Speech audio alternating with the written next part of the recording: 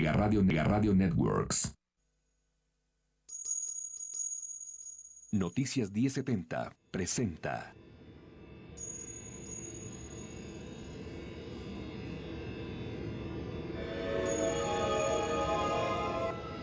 Han pasado millones de años tan solo en un parpadeo. Secretos, historias que esconde el universo. Exploremos juntos con Fernando J. Telles los enigmas del cosmos. Adelante.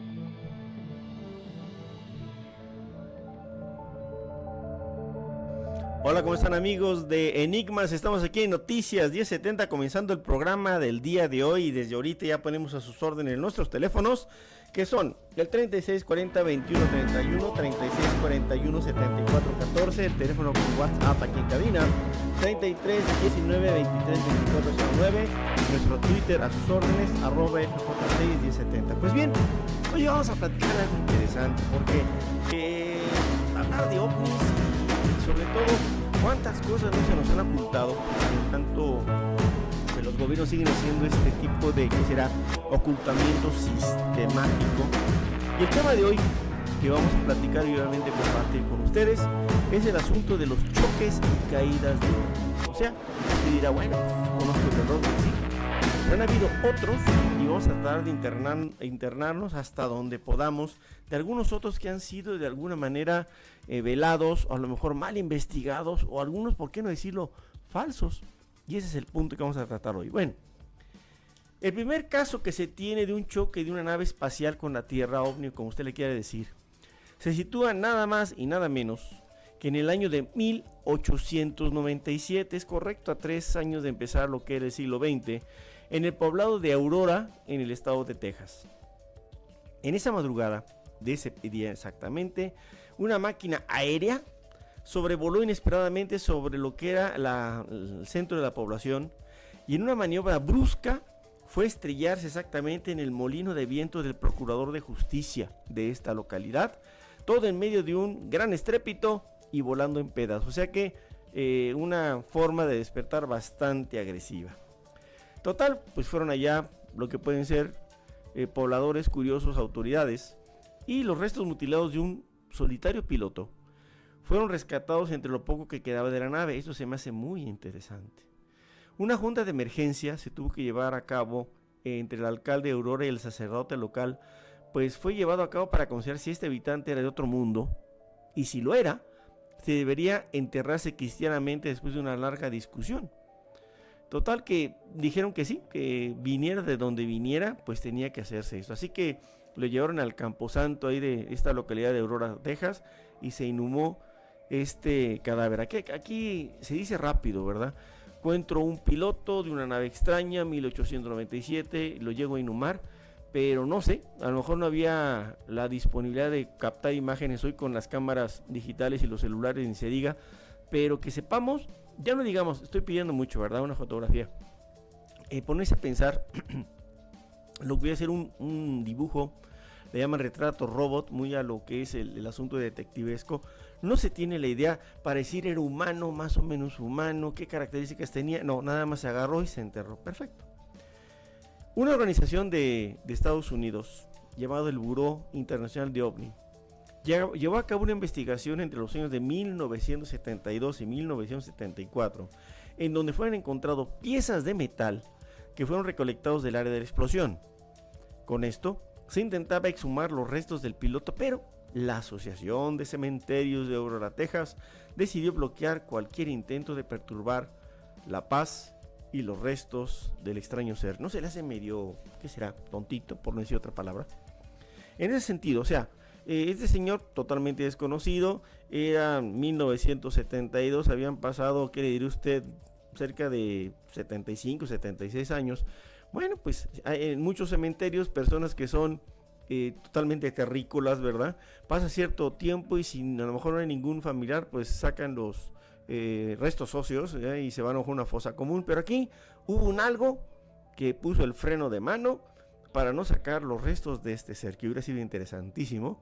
1974 se pudo haber hecho una investigación más o menos importante sobre este aspecto. Bueno, el punto está de lo que se supo después, inclusive esto fue manejado en algunos documentales de las redes que nos llegan, redes de televisión, canales de televisión que nos llegan por cable en diferentes compañías, que había hasta una piedra, donde estaba, voy a entrecomillar, mal hecha lo que era la nave, así como si hubiera hecho un niño de kinder, que se dibujaba también el molino de viento que había derribado este objeto, y la habían puesto en calidad que será de como de piedra o de lápida, ¿verdad? Para que supieran esto. Pues ¿saben qué?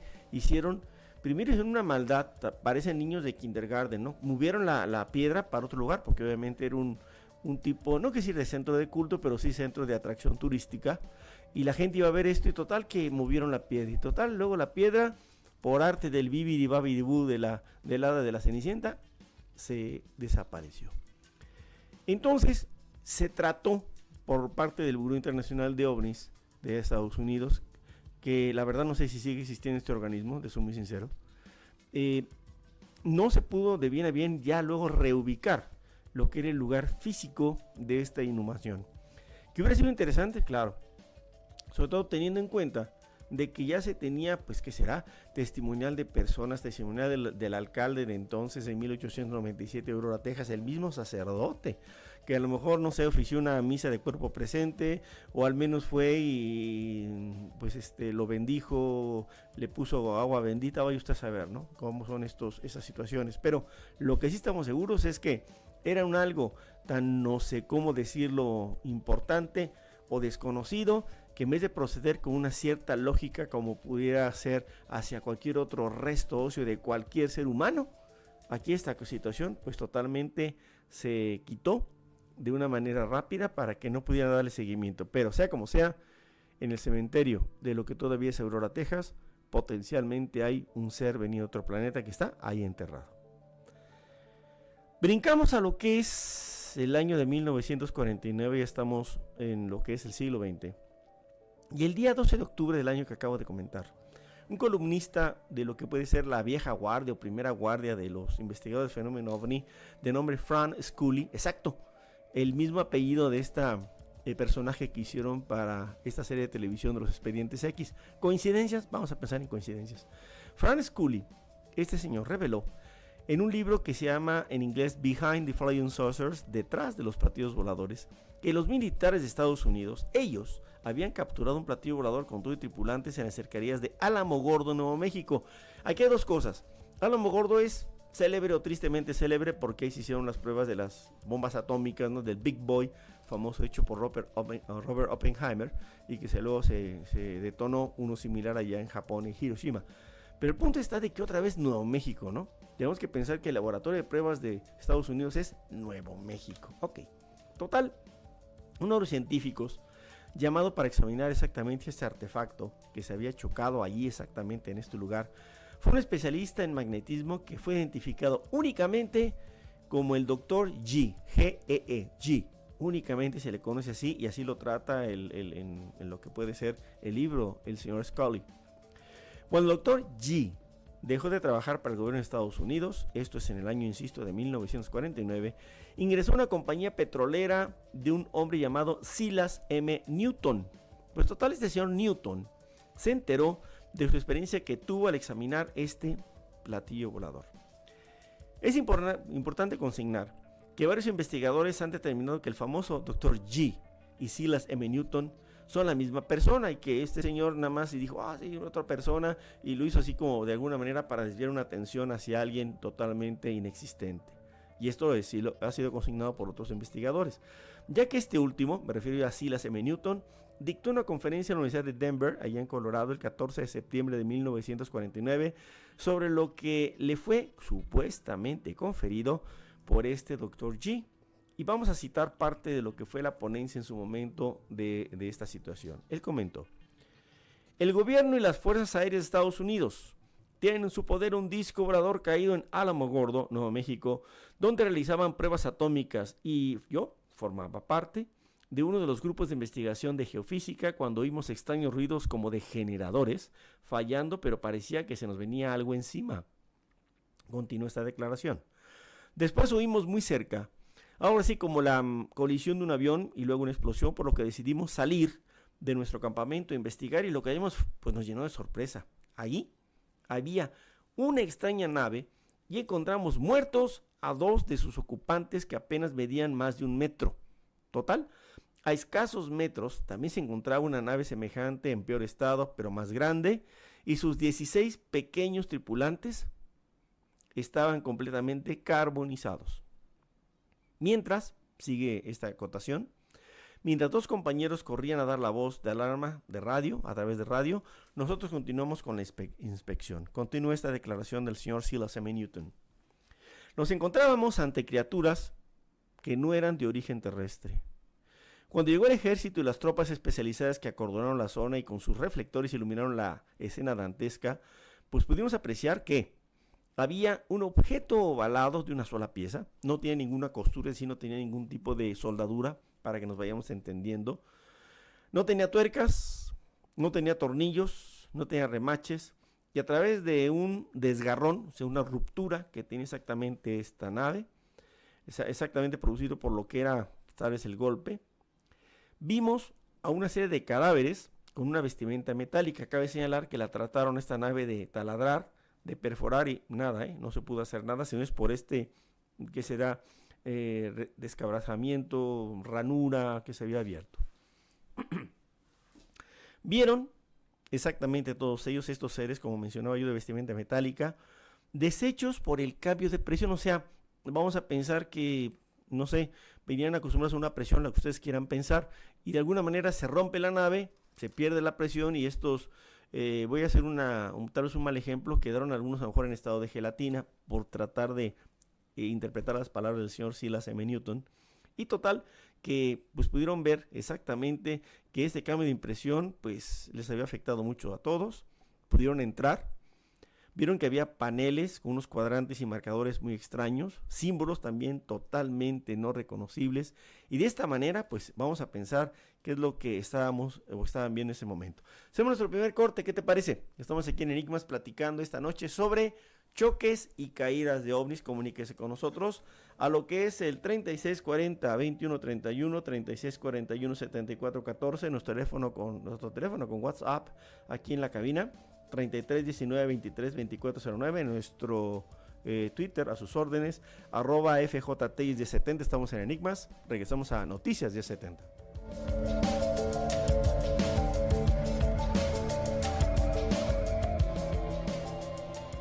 ¿Habrá vida similar a la nuestra en otros planetas? ¿Hay vida extraterrestre en la Tierra? ¿Cuáles serán los mensajes del universo?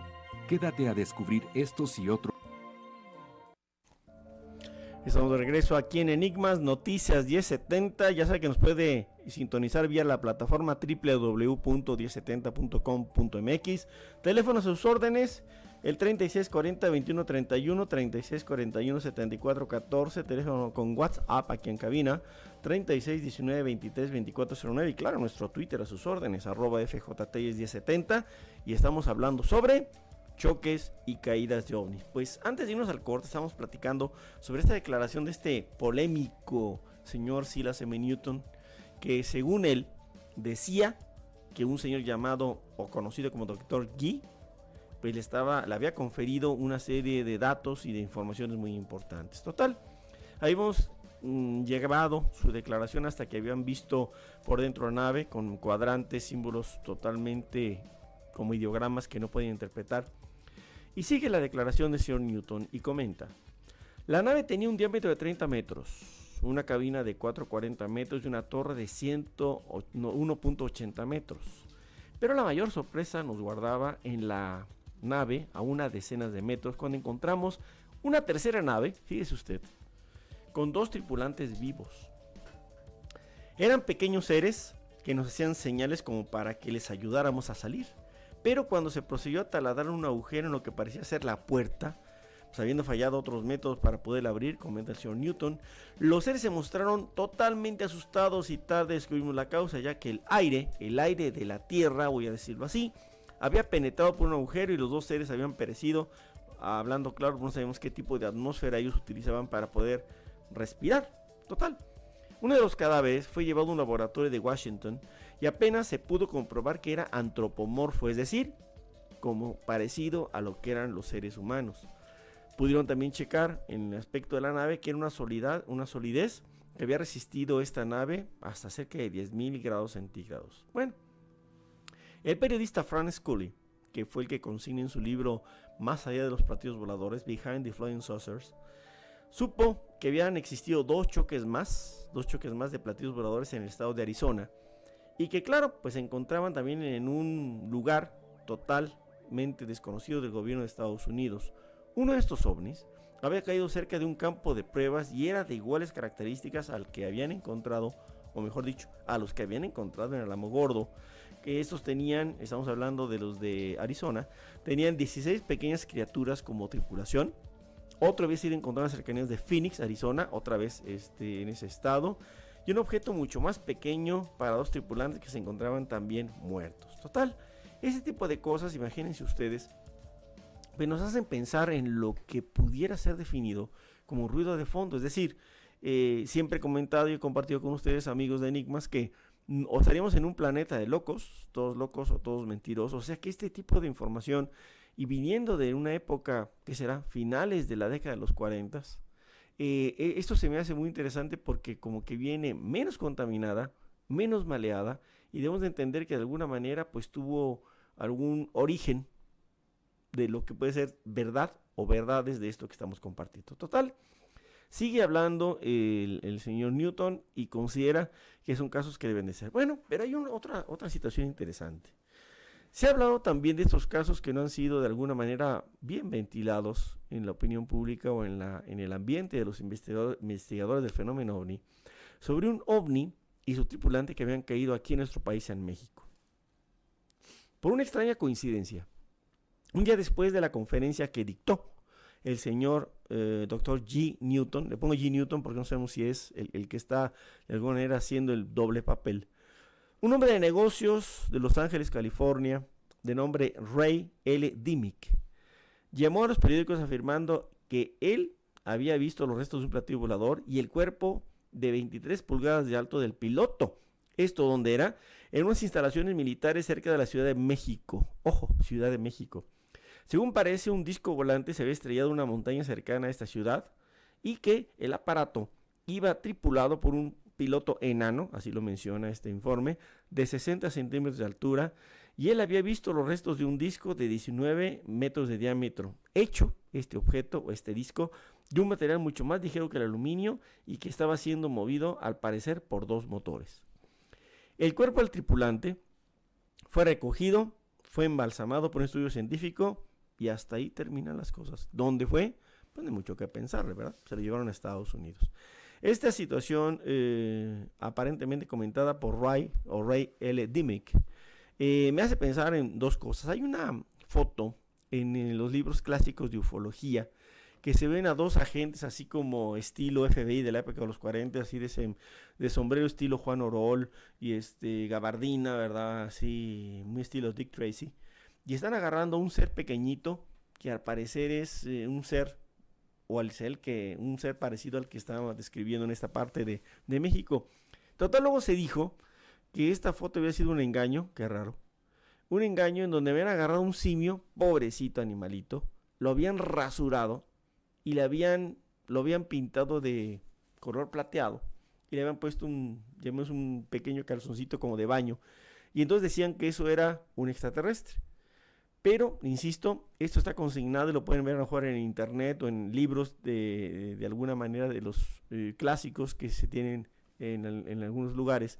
Y de alguna manera, pues esto definitivamente, pues no estamos hablando, por así decirlo, de una superevidencia. Me hizo pensar lo siguiente también cuando estábamos preparando ese programa para todos ustedes.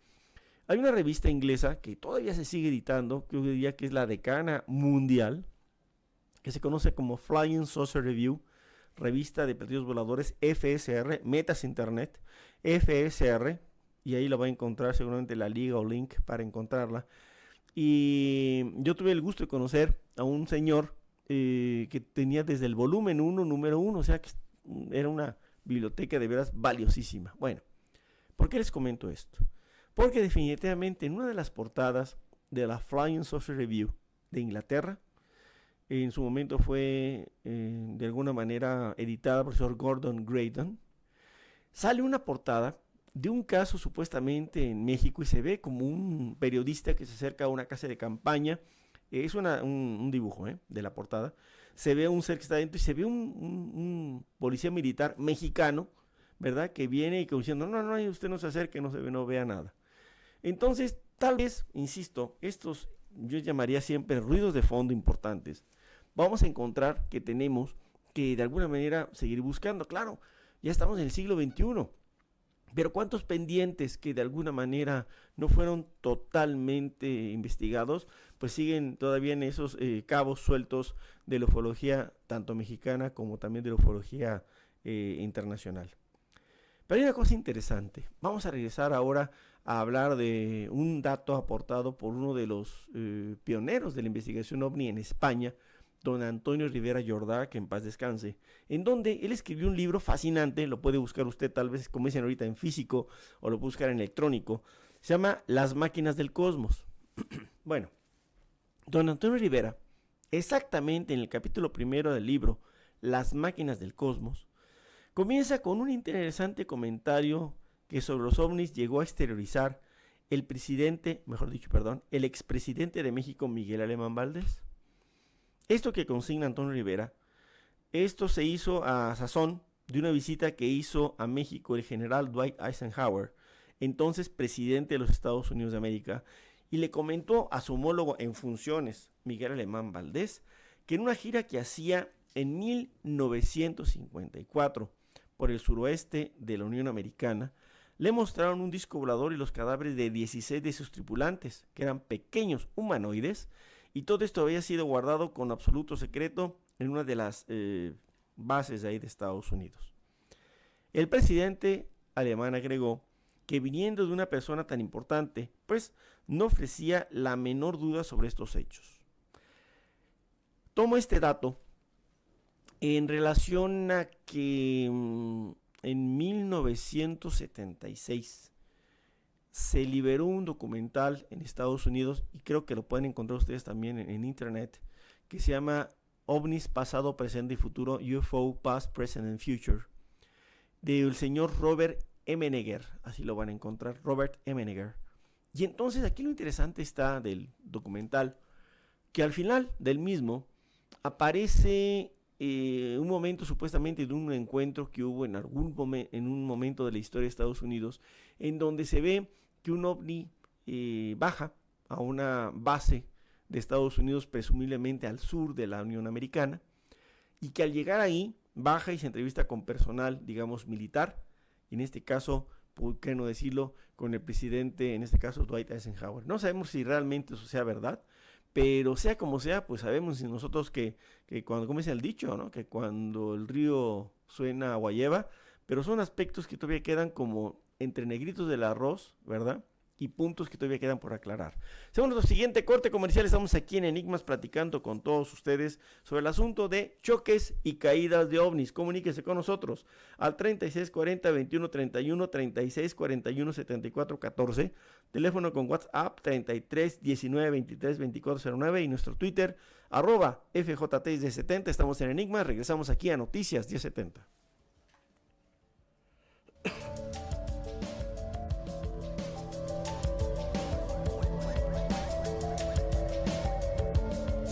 Fueron los grupos de nómadas que aprendieron a leer los movimientos de las estrellas, quienes pudieron sobrevivir. ¿Habrá vida similar a la nuestra en otros planetas? ¿Hay vida extraterrestre en la Tierra? ¿Cuáles serán los mensajes del universo? Quédate a descubrir estos y otros enigmas por Noticias 1070, la radio que se ve.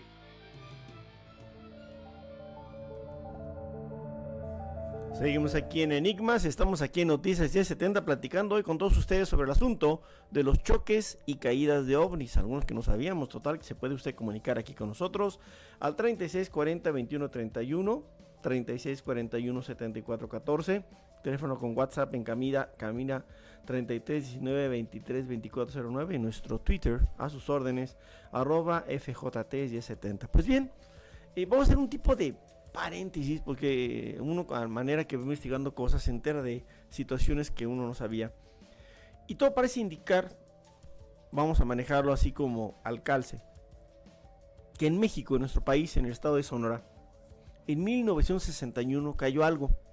Pero ¿saben qué? No fue un ovni.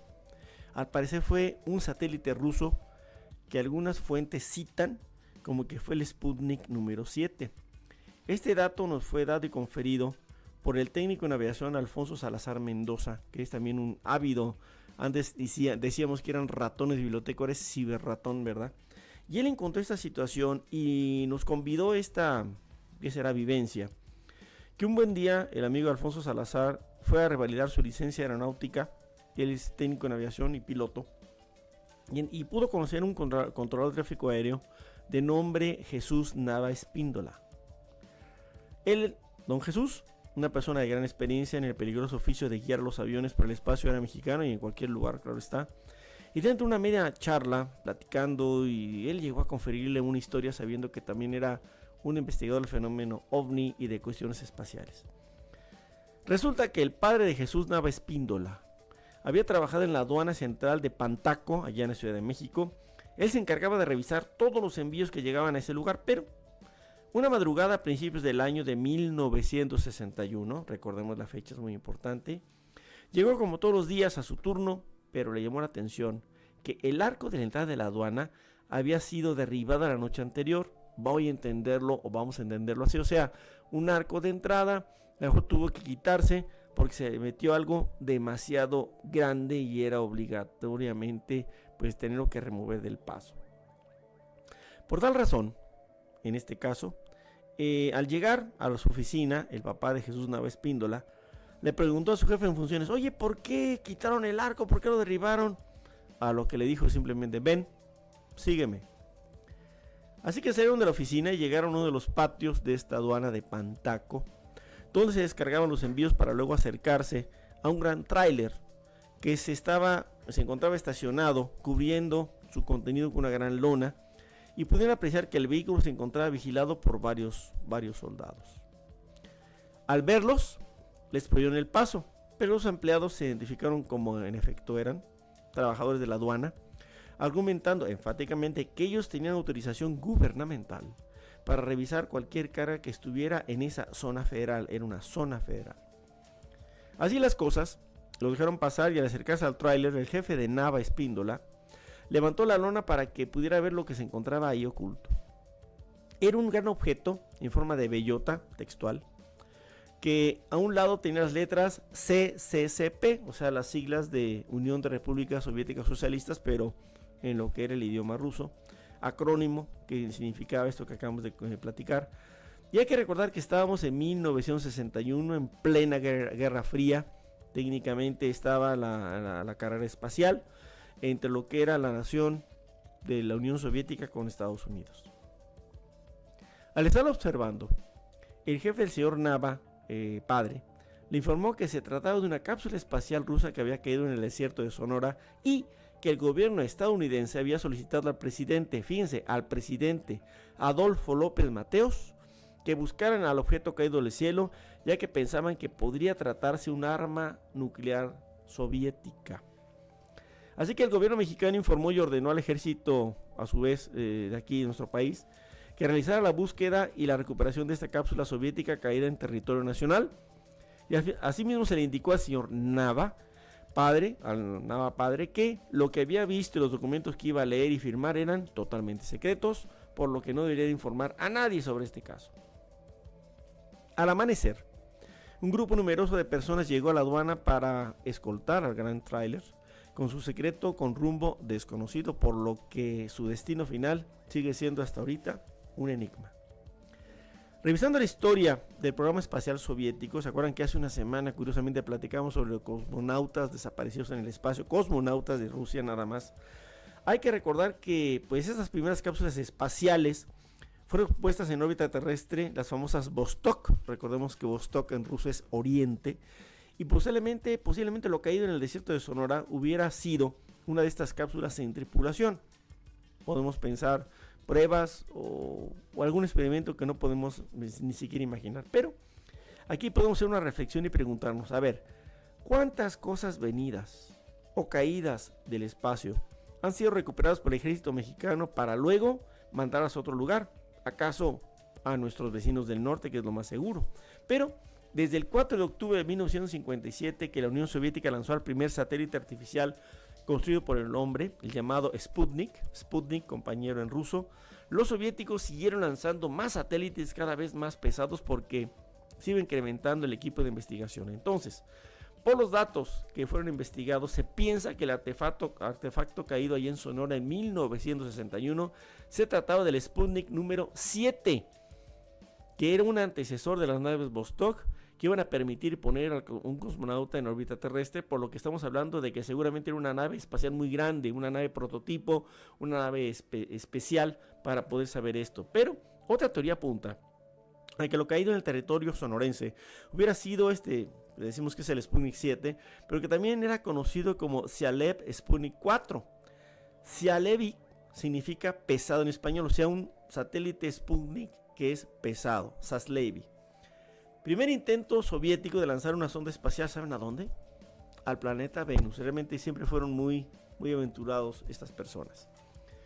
Ahora comprendemos que la palabra Tsialev significa, nos habla de un aparato pesado y que contaba en su peso, imagínense usted, va a la redundancia, 6.484 kilogramos de peso, 6 toneladas y media, y que había sido puesto el día 4 de febrero de 1961 a bordo de un cohete lanzador SL-6A2 y dando una solamente la vuelta a la Tierra y bajando, ¿verdad? Este lanzador SL-6A2 llevaba una cuarta etapa, un cohete de tipo Molinja, significa relámpago en ruso, que era el responsable de sacar a la sonda de la órbita terrestre para dirigir al planeta Venus, el segundo que ocupa con relación a lo que es exactamente el sistema solar. Pero la ignición falló debido a un error del reloj de a bordo, por lo que las fuentes oficiales dijeron que el satélite permaneció en órbita, aunque realmente lo que sucedió y ocurrió fue que dicha falla impidió realizar la maniobra de inyección Tierra-Venus, causando que la sonda cayera sin remedio en el estado de Sonora, aquí en nuestro país. La sonda espacial estaba compuesta por una plataforma orbital y una sonda similar a la que iba a descender en Venus. O sea, se me hace fantástico. 1961, no contentos ni tranquilos de lanzar una sonda espacial por primera vez al vecino planeta, iba a llevar un vehículo que pudiera avenusar, si así se me permite decirlo. Entonces, estas sondas, que luego serían llamadas por parte de Estados Unidos Venera es Venus en ruso, pues iban de alguna manera a abrir lo que era esta primera situación de poder explorar el espacio.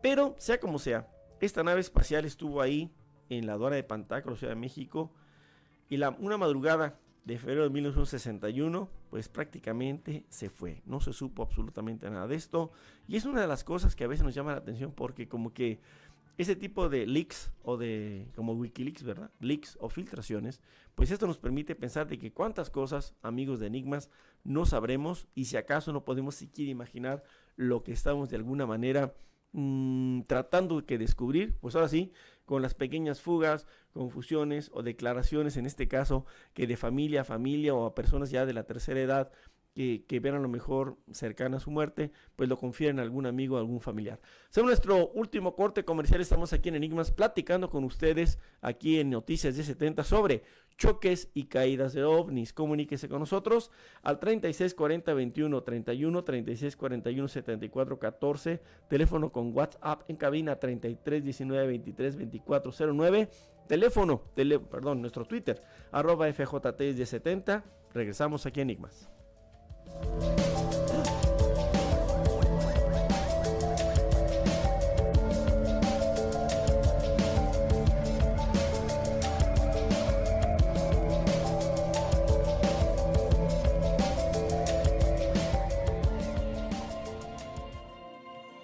Continuamos en Noticias 1070 junto con Fernando J. Telles, revelando los enigmas del universo.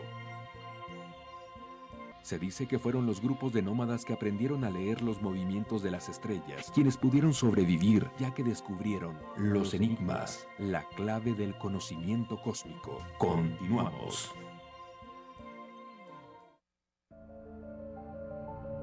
Estamos de regreso aquí en Enigmas, en Noticias 1070, platicando este miércoles sobre el asunto de los choques y caídas de ovnis.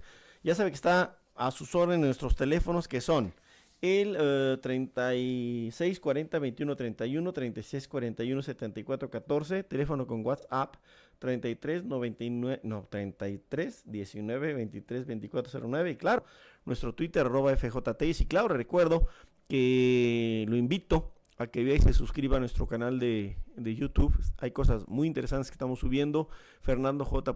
Teyes, así que se los dejo de tarea. Pero vamos a regresar ahora a un caso, para mí lo dejé aquí al final para poder compartir con todos ustedes, sobre el asunto exactamente del evento conocido como el evento de Coyame allá en Chihuahua. Pues miren, según esto, y esto es muy importante para mí, el 25 de agosto de 1974, quede muy claro el año, a eso de las 10 de la noche con 7 minutos, de acuerdo a un investigador de nombre Vince Johnson, un objeto volador no identificado colisionó con un avión civil sobre el desierto de Coyame en esa noche del 25 de agosto a las 10 y 7 minutos, y el radar de la Defensa Aérea de Estados Unidos detectó un objeto desconocido en el área del Golfo de México que se había desplazado a una velocidad de 4.500 kilómetros por hora, a una altitud de 75.000 pies, en un curso que interceptaría al territorio de Estados Unidos, cerca de 40 millas al sureste de Corpus Christi, allá en Texas. Total, después de un minuto de observación, el objeto desaceleró, dando una vuelta repentina de 290 grados y empezó a descender, o sea, no era nada que pareciera un avión. Inició un descenso en pendiente lenta con dirección al espacio aéreo mexicano a 64 kilómetros al sur de Brownsville, allá en Texas. El radar lo siguió, estamos hablando del radar estadounidense, hasta un punto cercano a la ciudad de Coyame, allá en Chihuahua, y no lejos de la frontera de Estados Unidos, en donde el sitio es el sitio donde al parecer hubo este tipo de colisión. Su descenso del ovni fue escalonado, o sea, fue como si fuera escalerita, no en curva ni en línea recta, y manteniendo cada nivel por espacio de 5 minutos. A 5 minutos se bajaba un peldaño de la escalera, si se me permite decirlo así. Y el objeto fue seguido por dos diversas radares de diferentes instalaciones militares de Estados Unidos. Uno de ellos era el radar civil de Brownsville. Y total que de momento desapareció. Para no hacer cuento muy largo, todo parece indicar que sí, definitivamente chocaron, o sea, impactaron el ovni con una avioneta. Y esto cayó ahí en el desierto exactamente de lo que es México, nuestro país. Al parecer, esto lo supieron las Fuerzas Armadas de Estados Unidos. Al parecer también se enteraron las Fuerzas Armadas de nuestro país. Y fueron exactamente voy a decirle, batallón mexicano a tratar de recuperar este objeto. Llegaron, pero al parecer empezaron a manipular los seres, empezaron a manipular los restos de la nave, y al parecer algo les sucedió, en pocas palabras, se murieron. O sea, no llegaron con una protección lo suficientemente necesaria y de alguna manera adecuada, y murieron por haber, no sé, aspirado o tocaron algo que se ingresaron a algo a través de su piel, no sabemos. Pero el asunto está de que 4 helicópteros allá de Estados Unidos, 3 Huey y uno muy grande, el Sea Stallion, llegaron exactamente también a revisar esto. Y resulta que los soldados de Estados Unidos, tal vez más precavidos, no sé cómo decirlo, llegaron con vestimenta de aislamiento biológico, no sé, y llegaron y encontraron exactamente al ovni, vieron a los seres y a todo lo que eran pues los militares de nuestro país estaban pues muertos, hablando claro. Total, que al darse cuenta de esto, lo que hicieron fue llevarse todo lo que es el material, llamémoslo del choque, vamos a hablar del material extraterrestre para que nos entendamos, y que al parecer los restos de lo que hubiera sido la avioneta, los restos de los soldados mexicanos, pues juntaron todo y utilizando un potente explosivo, lo detonaron y lo hicieron desaparecer. También se dice supuestamente que todo el material que rescataron de origen extraterrestre fue llevado a la base aérea de Wright-Patterson para que fueran checados. Curiosamente, también es una base celebérrima sobre cuestiones de ovnis. Total, el asunto está que así de simple, pues sucedió este caso de Coyame. Pero aquí viene el punto y requiero quiero recordar la fecha, 25 de agosto de 1974. Miren, hablando de aspectos de gobierno, en nuestro país estaba en funciones de presidente Luis Echeverría Álvarez. En esa época pues estábamos en activo en lo que era la investigación OVNI allá en la Ciudad de México. Y obviamente hablo del año 76, pero hemos compartido con ustedes lo que era el evento de Carlos Antonio de los Santos Montiel en 1975, el evento de Rafael Pocheco Pérez, que ya lo tratamos aquí, en 1976. En esa época, que quede muy claro, había una conexión muy buena con lo que era exactamente el hecho de el Pedro Ferri Santa Cruz, que estaba al pendiente de todo esto de los ovnis. Y les voy a decir una cosa totalmente sincera, mis estimados amigos.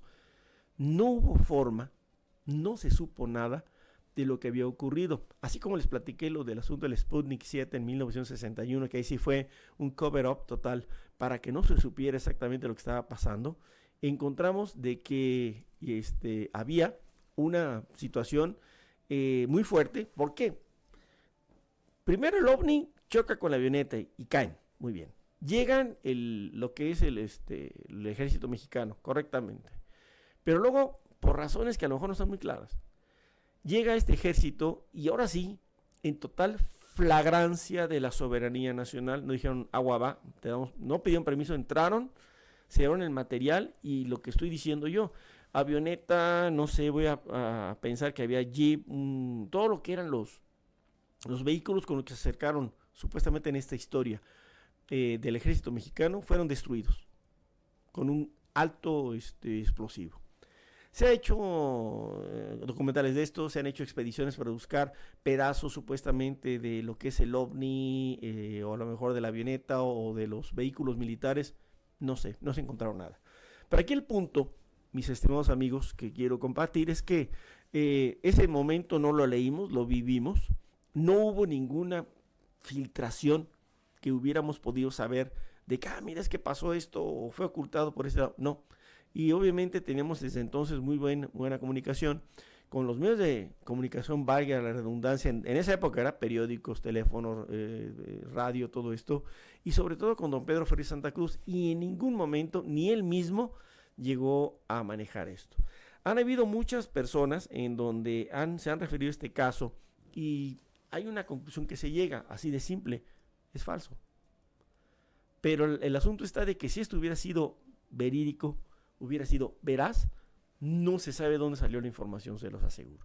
Así que si de por sí ya tenemos bastante con todo lo que se nos desinforma, lo que dicen de los elementos confusionógenos, como para que ahora surja esta situación. Entonces el caso Koyame ha sido manejado por muchos medios en diferentes tipos de cadenas de televisión, tanto mexicanas como extranjeras, pero el contexto que lo traemos aquí para con todos ustedes es decir que es la fecha más cercana a lo que es el año 2017. Desde entonces para acá no sabemos absolutamente nada de otra caída de ovnis, pero hay que consignarlo y obviamente si sabemos algo lo vamos a compartir aquí con ustedes.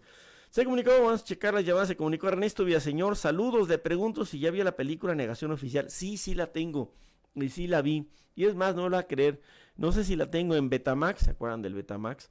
O la tengo en VHS, pero es una película muy buena. Official Denial, usted lo pueden encontrar no en internet o comprar en algún videoclub, lo que sea, pero sí la hemos visto. Ernesto ya nos ha mencionado sobre esto y no es un documental, es una película que de alguna manera ha sido dramatizada, pero nos habla exactamente de cómo se maneja esta situación de los ovni, tanto en Estados Unidos como también en el mundo. Ya nos tenemos que ir, así que muchísimas gracias por su atención. También agradezco a mi productor Juan Pablo Cortés, a nuestro operador en cabina Héctor Segura. Hoy nos acompañó en los teléfonos Queta Jiménez, la güera linda, así que también ella estuvo aquí con nosotros. A usted, insisto, su sintonía, ya sabe, insisto, si usted quiere saber algo más de lo que hemos hecho, ya son 48 años, ya lo tiene, me asusté, 48 años de estar investigando el fenómeno OVNI. Entre a YouTube, suscríbase y vea el material que tenemos exactamente ahí, como Fernando J. Telles. Muchas gracias, soy su amigo y servidor y espero contar con esta misma sintonía el próximo miércoles aquí en 1070 Enigmas. Que tenga usted una excelente noche.